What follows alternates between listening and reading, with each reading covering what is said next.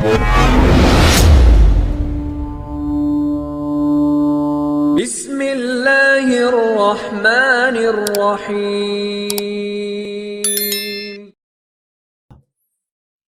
Fir'aun yang sampai sekarang muminya masih ada di museum di kota Kairo. Saya pun pernah bawa jemaah travel kami untuk datang ke sana dan melihat ya mumi itu, karena Allah kekalkan dalam Al-Quran. Hari ini kami selamatkan jasadmu hai Fir'aun agar menjadi tanda-tanda kebesaran kami bagi seluruh manusia. Bagaimana dia membangkang 10 tahun Nabi Musa dakwahi, ajak beriman kepada Allah, tidak mau. Fir'aun ini teman-teman sekalian fisiknya sempurna. Tampan, tinggi, kekar, kaya raya, raja, keturunannya banyak. Ya. Di awal Nabi Musa bergabung di istananya memang belum ada anaknya, tapi setelah itu punya keturunan banyak dia. Dan pasukannya itu pada masa itu belum bisa ada yang mengalahkan. Karena itu Fir'aun ngaku sebagai Tuhan. Saya Tuhan.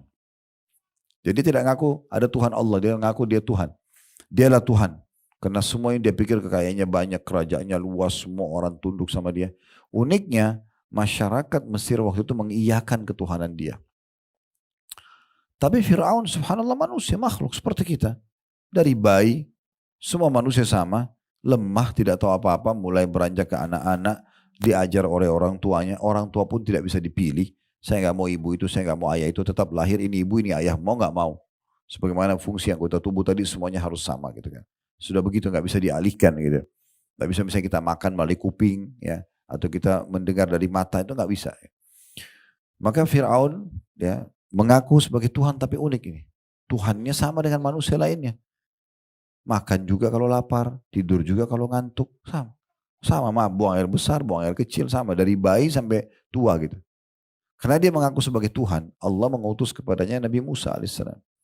Nabi Musa mendakwai, hai Fir'aun, dari mana kau bisa mengaku Tuhan? Kau ini manusia biasa sama dengan kita. Gak ada bedanya. Kebetulan Allah kasih kamu kerajaan ini. Jangan sampai disalahgunakan. Gak mau dengar. Mana buktinya kau adalah utusan Tuhanmu? Baik, ini Allah kasih saya mukjizat. Nabi Musa dikasih tongkat yang berubah jadi ular. Karena waktu itu Fir'aun sangat percaya dengan para penyihir. Dan mereka itu paling sering menggunakan sihir takhayul. Mereka mengubah satu benda, tali misalnya berubah jadi ular. Untuk menakut-nakuti orang saja. Supaya tunduk semua sama Fir'aun gitu. Maka Allah kasih mirip dengan senjata mereka. Tongkat yang bisa dilempar jadi ular. Tangan Nabi Musa AS dimasukkan ke kantong bajunya, dikeluarkan, keluar cahaya yang terang seperti cahaya matahari. Tetap Fir'aun tidak mau. Enggak, saya enggak percaya, ini sihir. Saya akan datangkan semua penyihir-penyihir terhebat di Mesir dan di Afrika untuk menantang kau. Nabi Musa bilang silahkan. Tapi saya utusan Allah. Ini bukan sihir. Dan saya tidak minta apa-apa dari kamu, hai Fir'aun. Saya enggak minta kerajaan kamu. Saya minta kau beriman sama Allah. Tetap kau jadi raja, silahkan. Tapi ngaku Tuhan enggak mungkin. Apa yang bisa kamu ciptakan? Setetes air saja tidak bisa dia buat. Kalau haus dia harus minum. Tidak bisa dia bertahan, enggak. Saya kan pencipta. Saya enggak usah ada haus. Enggak bisa, harus haus. Dan harus minum. Maka pada saat itu pun Allah subhanahu, karena Fir'aun tetap nolak. Dia disuruh datangkan penyihir. Ratusan penyihir datang. Menantang Nabi Musa AS. Dan dalam Al-Quran digambarkan mereka melempar tali-tali mereka berubah jadi ular. Allah suruh Nabi Musa AS melempar tongkatnya. Tongkat Nabi Musa berubah jadi ular besar. Lalu memakan ular-ular tersebut. Batal semua sihir itu. Dan semua penyihir Fir'aun sujud dan mengatakan kami beriman kepada Allah. Karena mereka tahu ini bukan sihir. Karena sihir itu cuma khayalan saja. Maka Fir'aun marah. Kenapa kalian beriman kepada Musa? Maka saya akan potong kaki dan tangan kalian. Ya. Akhirnya banyak juga penyihir yang sudah beriman dibunuh sama Fir'aun. Akhirnya ringkas cerita. Allah subhanahu wa ta'ala datangkan ujian-ujian yang berat bagi Fir'aun. Supaya dia yakin dia ini bukan Tuhan. Di antaranya Allah ubah air sungai Nil waktu itu menjadi darah. Setiap kali mereka lihat air. Tapi kalau mereka mau minum, karena waktu itu sumber minumnya orang Mesir dari sungai Nil. Kalau mereka ambil pakai gelasnya atau pakai teko atau pakai apalah pada saat itu bendanya, itu berubah jadi darah. Subhanallah, ini hanya terjadi pada Fir'aun dan pengikutnya. Nabi Musa sama pengikutnya tidak. Kalau mereka mau minum air biasa. Itu terjadi pada saat itu. Diskusilah mereka, ini dari mana ini? Apa yang menyebabnya? Kenapa jadi darah? Kita tahu kalau makan kita masih bisa bertahan 2-3 hari nggak makan, oke lah. Kalau minum nggak mungkin. Haus ini nggak mungkin. Sehari aja kita sudah kering tenggorokan, nggak mungkin. Kita nggak mungkin tahan tanpa air. Kalau makan kita masih bisa tahan. Ya. Maka waktu itu mereka bilang sama Fir'aun, wahai Tuhan kami, wahai Raja kami, sungai Nil berubah jadi darah. Kita nggak punya solusi lain. Lakukan apa saja. Sudah, kami sudah lempar tumbal ke sungai Nil. Mereka sudah beli sapi, mereka sudah lempar anak gadis. Yang jadikan tumbal. Kan waktu itu mereka jadikan tumbal gitu. Anak gadis datangkan dilempar satu tempat. Begitu. Macam-macam. Tidak ada perubahan. Maka mereka bilang, kami sudah lakukan semua. Tidak ada solusinya. Maka Fir'aun bilang, lalu apa saran kalian? Kata para penasehatnya, yang kita belum lakukan cuma satu. Kita belum minta pada Tuhannya Musa. Yang lain sudah. Kan Musa ngaku punya Tuhan tuh. Ya. Kita belum minta sama Tuhannya Musa. Kalau yang lain sudah kita lakukan. Sudah tidak ada lagi. Udah habis idenya. Ini nggak bisa bertahan lama-lama. Air mati kalau nggak minum. Maka Fir'aun bilang, kalau gitu coba panggil Musa. Kalau Tuhannya Musa bisa mengganti sungai Nil yang darah ini menjadi air, kita beriman. Dipanggil lah. Pada saat itu. Dipanggil pada saat itu. Nabi Musa alaihissalam datang.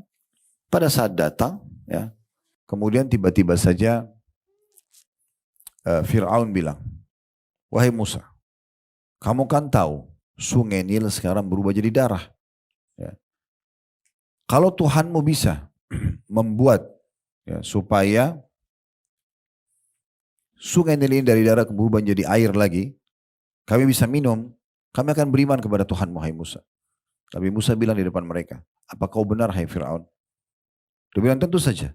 Maka di depan Fir'aun, Nabi Musa angkat tangan sambil mengatakan, ya Allah, sebagaimana engkau telah menguji masyarakat Mesir, sungai Nilnya berubah menjadi darah, sehingga mereka tidak bisa minum, ini sebagai peringatan darimu, kembalikanlah ya Allah, menjadi air biasa. Akhirnya setelah berdoa, Fir'aun tes, air diambil berubah jadi air. Supaya tidak mau beriman dia. Dia mengatakan, oh ini berarti permainan sihirnya Musa ini. Musa bilang, bukan. Ini benar-benar saya bukan penyihir. Ini bukan peringatan dari Allah. Gak mau beriman. Allah datangkan sesuatu yang lain. Satu negeri Mesir, Bapak Ibu sekalian, ini Bapak Ibu bisa baca semua artikel, dengarin ceramah-ceramah ya di media kita tentang masalah bagaimana mukjizat Nabi Musa alaihissalam, diantaranya datangnya katak. Satu negeri Mesir datangi katak. Sampai ke ranjang-ranjangnya Fir'aun. Mereka ribut, terganggu dengan suara kodok atau katak itu. Banyak sekali. Fir'aun suruh musnahkan. Dimusnahkan, dibunuh berapa ekor, muncul sekian lebih banyak lagi. Keluar dari Laut Merah dan dari Sungai Nil. Gak bisa. Akhirnya penuhlah negeri mereka dengan itu. Fir'aun bilang, apa yang kalian harus lakukan? Sudah kami lakukan semua, tidak ada solusi. Ini makin banyak kataknya. Maka penasihatnya bilang, kita coba minta lagi sama Tuhannya Musa. Mungkin bisa. Karena penyihir-penyihirnya mereka semua sudah datangkan, tidak ada yang bisa buat apa-apa. Panggil lagi Musa. Musa datang lagi. Fir'aun bilang lagi, hai Musa, kau tahu sekarang negeri kita lagi diserang sama katak begini banyak. Kita tidak tahu dari mana asalnya. Kalau Tuhanmu bisa hilangkan ini, kami akan beriman. Kata Musa, hai Fir'aun, benar gak?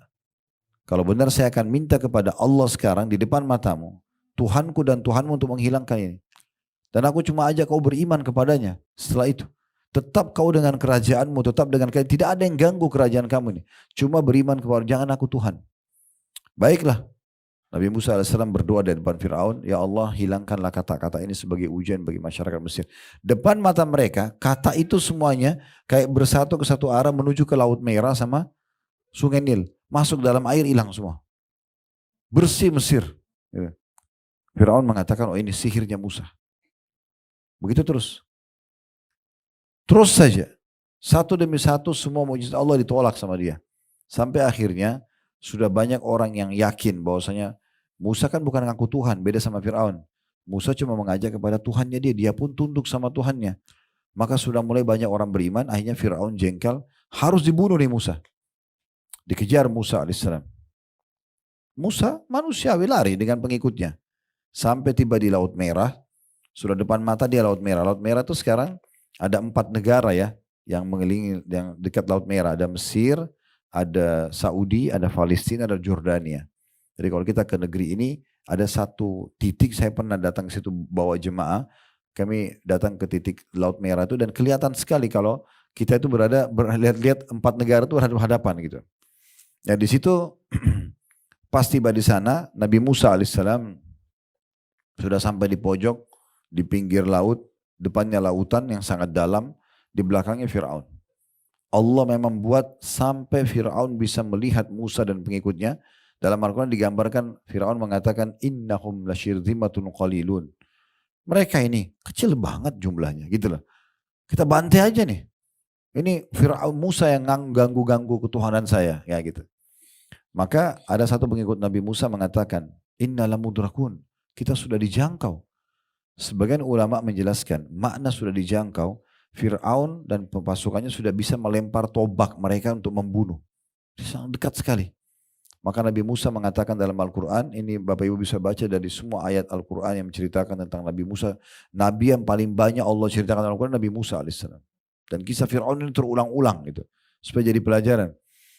Maka pada saat itu Nabi Musa mengatakan, Kalla inna ma'i rabbi sayahdin. Nggak mungkin, Tuhanku akan berikan petunjuk. Di saat itu Jibril datang menyampaikan, hai Musa, tugasmu hanya ayunkan tongkat yang berubah jadi ular yang mengalahkan para penyihir, pukulkan ke pinggiran Laut Merah, itu saja. Nabi Musa pun waktu itu tidak tahu apa yang akan terjadi. Cuma perintah dia ikut. Maka diangkat tongkat tersebut dan waktu diangkat, Fir'aun tahu tongkat ini. Kalau ini yang berubah jadi ular dan menghancurkan penyihirnya dia gitu. Maka waktu dipukulkan ke pinggiran, Allah menggambarkan maka laut tersebut famfalaka fakana kullu firqin kataudil azim. Maka air Laut Merah itu tiba-tiba menjadi seperti dinding-dinding yang besar. Kiri dan kanan dan kering sekali dasarnya. Sehingga Bani Israel dan Nabi Musa AS berhasil lolos. Jalan di situ. Fir'aun kata sebagian ulama, andai saja di saat itu dia beriman kepada Allah, Allah perlihatkan tanda-tanda yang sangat besar. Air laut itu berdiri seperti dinding gitu. Ya. Sampai orang-orang Bani Israel itu lewat itu dia bisa lihat ikan di kanan kirinya. Seperti cermin. Padahal itu air laut yang tadinya memang air laut itu. Maka Fir'aun tidak mau beriman. Dia mengatakan kejar Musa sebelum selamat ke pinggiran sana. Ke seberang. Maka waktu mereka kejar, Allah mudahkan orang-orang beriman lolos. Fir'aun berada di tengah-tengah, Allah tutup. Semua meninggal dunia. Sampai hari ini, baru berapa tahun yang lalu, dan sampai hari ini masih selalu diadakan penelitian di lokasi itu. Mungkin ada penemuan, dan ditemukan itu. Saya kemarin ke museum itu ada kereta yang baru ditemukan, diyakini itu adalah di masanya Ramses Kian, itu Firaun yang tenggelam itu. Ditemukan muminya dia, ya ditemukan banyak sekali peninggalan-peninggalan di situ ya. Tombaknya ini dan segala macam itu dan ditaruh di museum itu. Sangat besar di Kairo itu. Tapi intinya teman-teman sekalian Allah wafatkan dia. Dan Allah mengatakan al-yawma nunajjika bi badanika litakuna liman khalfaka ayah.